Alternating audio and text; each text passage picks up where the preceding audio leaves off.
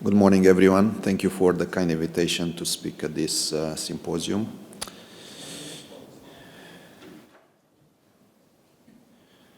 Here are my disclosures. None of them are relevant to this topic.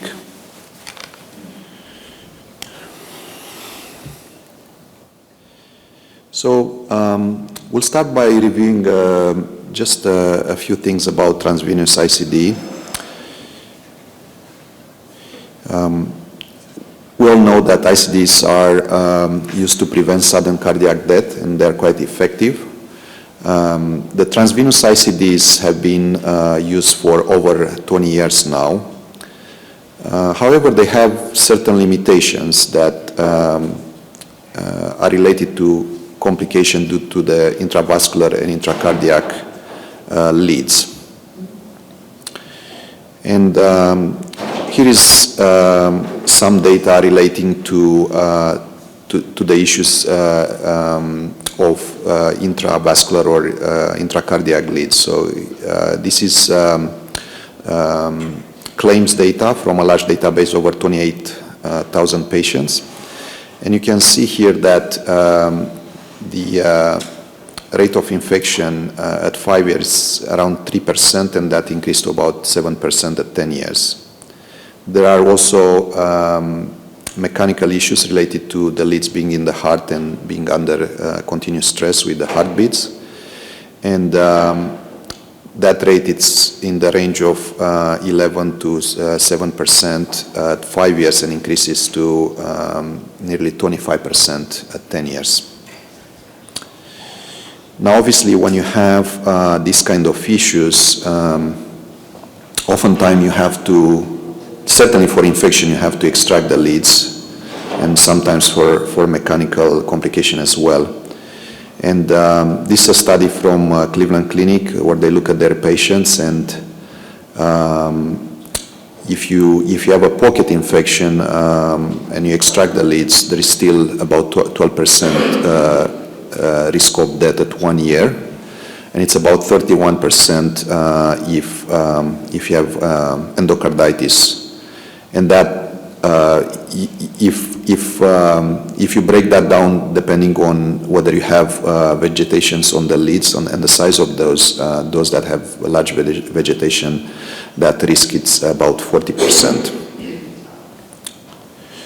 So the question is, can we improve on that, and perhaps by avoiding these intravascular leads, and what would be, the ideal outcome? So if there was a device that would replace transvenous ICDs, you'd want to have excellent efficiency and ideally painless therapies such as ATP, and then obviously you don't want to exchange it for a higher complication rate, so you would want to have low complication rate, whether it's related to system-related complications or lead, and as well inappropriate shocks as a subset of that. So now there are two other options, and we'll review some of the data for those two options. The first one is the subcutaneous ICD. This has been around for a little longer. And the subcutaneous ICD offers the opportunity to avoid complications associated with transvenous leads. The IDE study, the first thing you want to know when you have a new device, it's whether you have successful detection. So in the IDE study, there was 809 VTVF inductions, and 99.9% of them were successfully detected. And in these particular studies, the success was tested with 2 consecutive shocks. The 65 joules was 100%. So that's very encouraging. Then there was the question is, when you have a clinical trial, obviously you tend to have very experienced operators and perhaps more attention to implant techniques and maybe take more time to do it. But the question is, can this data be reproduced in real world? So in the post-approval study, they looked at 1,637 patients at 86 US sites with a follow-up of 5 years. And looked at efficacy endpoints, first shock success rate, as well as overall appropriate shock efficacy, and the safety endpoints included complication, and in particular electrode-related complications. A little bit of demographic data about this study. Average age is 53, which is probably on the lower side. Ejection fraction 32%, and 41% were ischemic, dilated 17.3%, hypertrophics 6.2%, and there were almost a quarter of patients were secondary prevention. In this study in particular, there was a fair good proportion of women as well as underrepresented populations.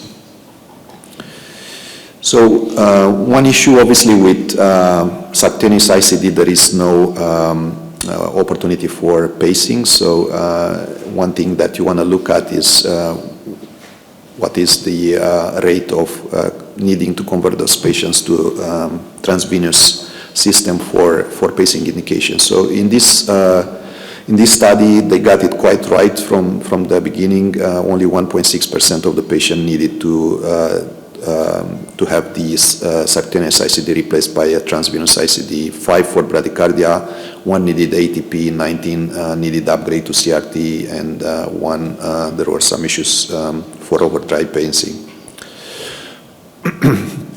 Appropriate shocks the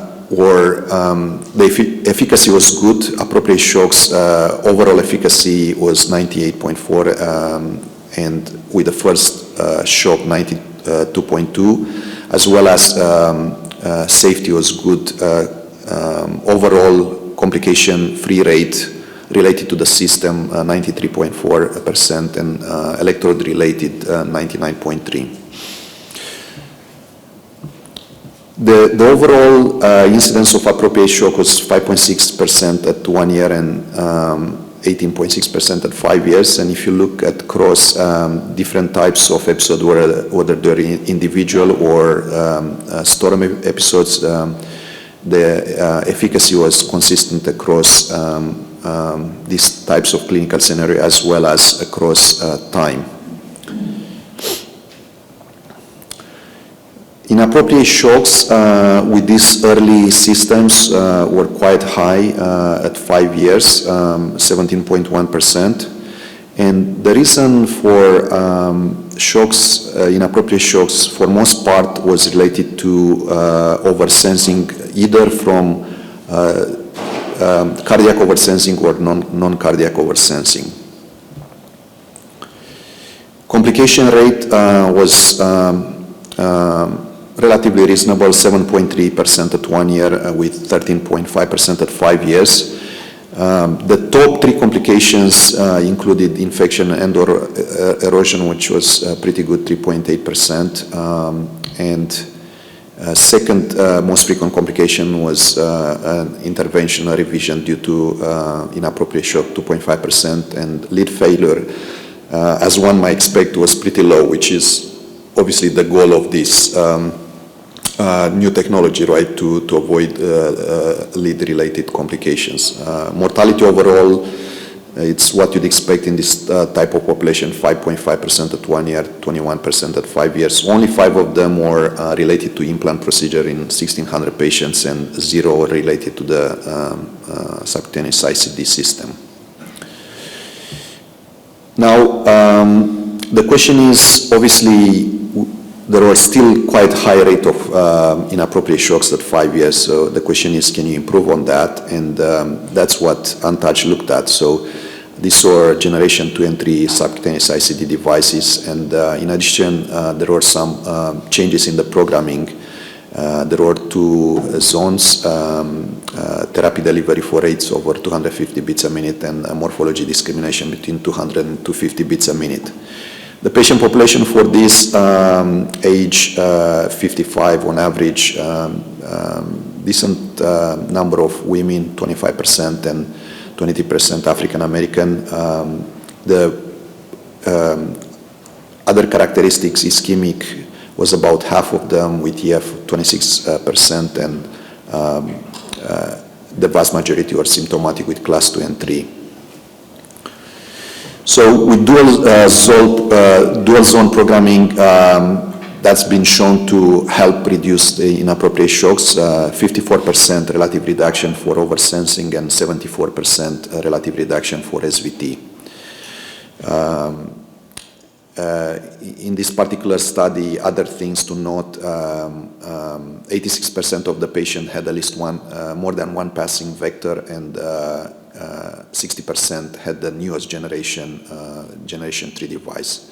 So with that said, they met the goal for inappropriate shock, which was set based on MADIT trials.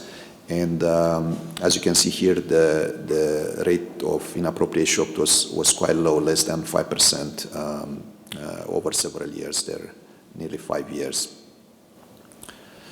What was the reason for inappropriate shocks? Again, the same themes, oversensing, whether from cardiac or extracardiac structure, and then some of them related to discrimination with supraventricular arrhythmias. All-cause shock, again, 90.6%, and that was driven, the only factor that was predictive for a shock was atrial fibrillation. So I think it's very important to manage atrial fibrillation in patients with heart failure and defibrillators.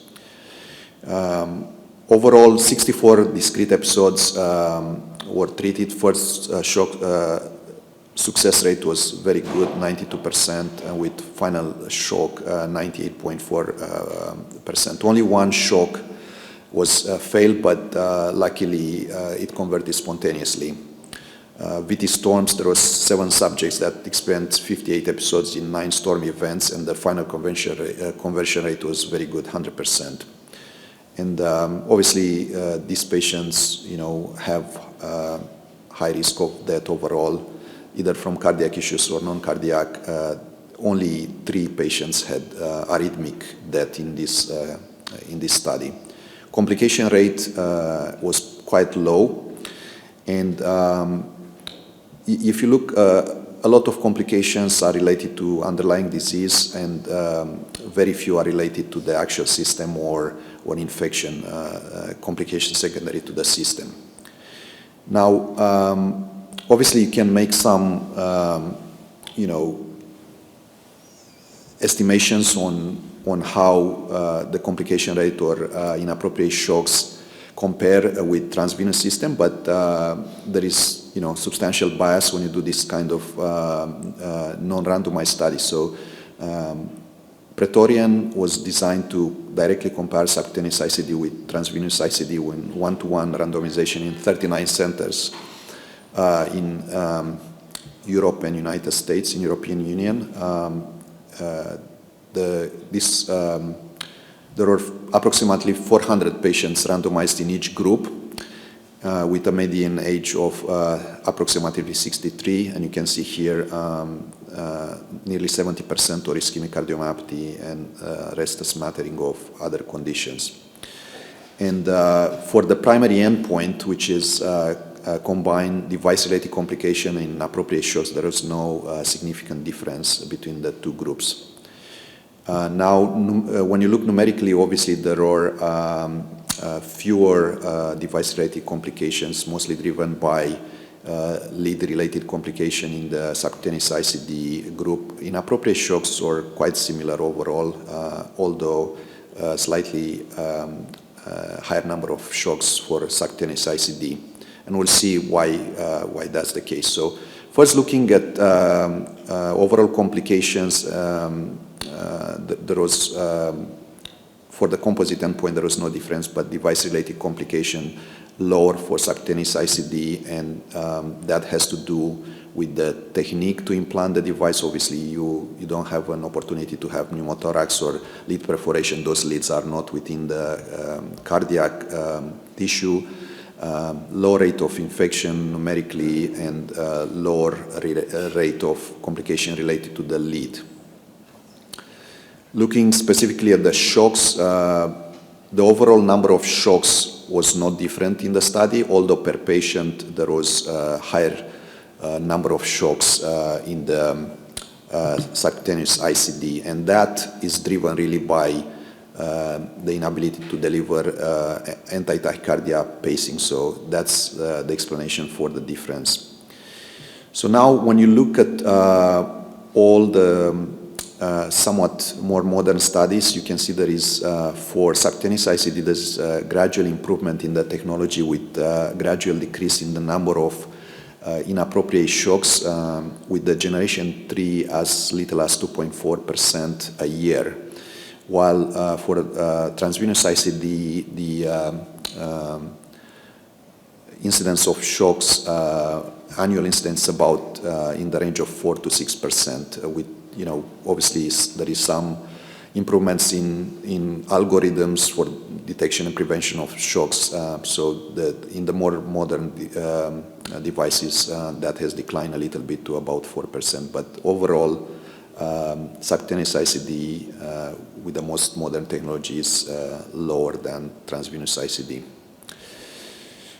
So now more recently, there is another technology that's been developed, extravascular ICD.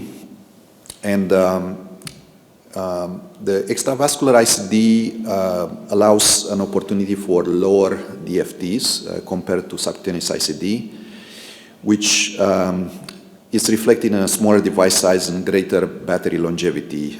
In addition, it has the ability to do pacing for asystolic pacing support and ATP in a single device. So how that is done, we'll play this video here. So there is an incision that's made paraxiphoid.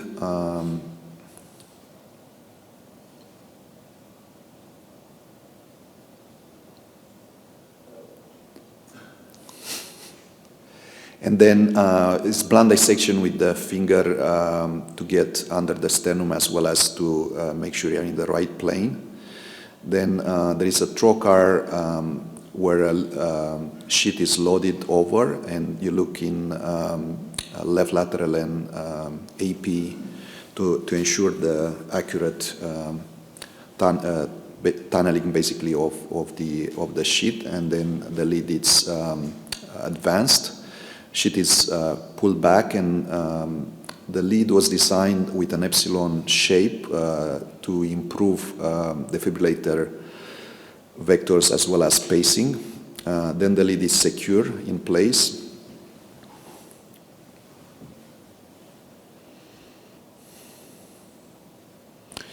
Lateral pocket is made, and then a rod is used to tunnel, to connect the paraxiphoid incision with the pocket, and then the lead is pulled into the pocket.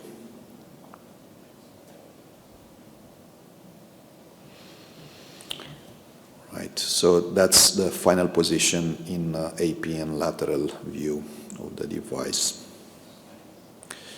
So the pivotal study was a prospective single-arm, non-randomized, performed in 46 sites in 17 countries throughout North America, Europe, and Australia. 55 implanters with all patients enrolled between 2019 and 2021. Average age 53, women 25%. The primary efficacy endpoint at implantation was the defibrillator efficacy, which was accomplished 98.7% with less than 30 joules, and as well as the freedom from any major system or procedure complication, which was again quite low. And here are the complications that are detailed. Very low rate of hospitalization, prolonged hospitalization, or system revision. In terms of incidence of first appropriate therapy, 9.2% overall, which includes both ATP and ICD shocks. Again, this is showing again the complication rate, which is quite low, 3 years less than, this is extended data over 3 years post the pivotal study. So the rate of complication remained low. 10 lead dislodgements. In terms of, there are 3 lead fractures, which is somewhat surprising, but they determined that all the fractures were at the same location, and new manufacturing was implemented to address those issues. There were 2 late infections beyond 18 months. In terms of inappropriate therapy, again, as seen with Sub-Q ICD, was quite high at 3 years, nearly 20%. But as with any new technology, I'm sure they will change certain things in programming and detection to allow this rate of inappropriate therapy to come down. And what's unique, somewhat unique for this particular device, it's P wave over sensing, because some of the electrodes overlie the right atrium. But again, in general, it's over sensing of either cardiac or non-cardiac potentials. In terms of the electrical parameters, they are stable over time, R wave amplitude, pacing thresholds, and impedance. So to summarize the data that I presented, ICDs are fundamental for prevention of sudden cardiac death. Transvenous ICDs were standard approach for more than 20 years. Subcutaneous ICD with the newer technology has excellent safety and efficacy for patients that do not need pacing. Contemporary ICD devices, again, complication rate is low, and there is high efficacy and low rate of inappropriate shocks. Extravascular ICD is quite effective. Shocks in the studies that were performed were avoided in nearly half of the episodes due to the ability to deliver ATP. And the incidence of major system or procedure-related complications is quite low. What I haven't talked, but Dr. Seeger alluded to now, there are combined systems that may overcome some of the limitations. So, for example, for the subcutaneous ICD, there is a combined system with leadless pacemaker that can deliver ATP and can also reduce the rate of shocks. Thank you. I will be happy to take any questions.